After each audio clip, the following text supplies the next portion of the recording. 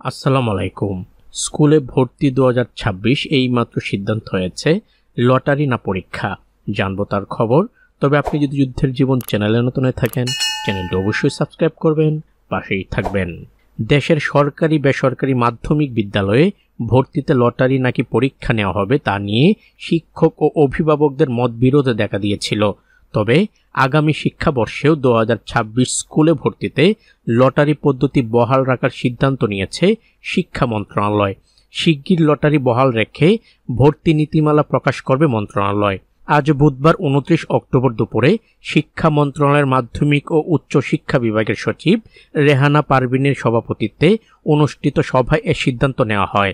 সভায় শিক্ষা মন্ত্রণালয়ের মাধ্যমিক বিভাগ, মাধ্যমিক ও উচ্চ শিক্ষা অধিদপ্তর এবং ঢাকা মাধ্যমিক ও উচ্চ মাধ্যমিক শিক্ষা বোর্ডের কর্মকর্তারা অংশ নেন এই সভায়।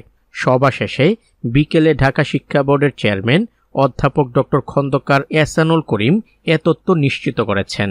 তিনি বলেন, সভায় নানা দিক নিয়ে আলোচনা হয়েছে, তবে সার্বিক দিক বিবেচনা করে এবারও লটারি মাধ্যমে স্কুলে ভর্তির সিদ্ধান্ত বহাল রাখা হয়েছে। শিগগির হয়তো বিষয়টি আনুষ্ঠানিকভাবে জানানো হবে। সভায় অংশ নেওয়া মাউসির এক কর্মকর্তা নাম প্রকাশ না করার শর্তে বলেন, অভিভাবকদের একটি অংশ ভর্তি পরীক্ষা নেওয়ার পক্ষে ছিল। আমরা দেখেছি তারা মানববন্ধনও করেছে, তাদের বিষয়টি শিক্ষকরাও তাদের জানিয়েছিল। তবে লটারি পদ্ধতি বাদ দেওয়া সম্ভব নয়। এটা বাদ দিতে হলে 1 বছর হাতে রেখে ঘোষণা দিতে হবে। অন্তর্বর্তীকালীন সরকার এর ঝুঁকি নিতে চায় না, সেজন্য লটারি বহাল থাকছে বলেও জানান মাউসির ওই কর্মকর্তা।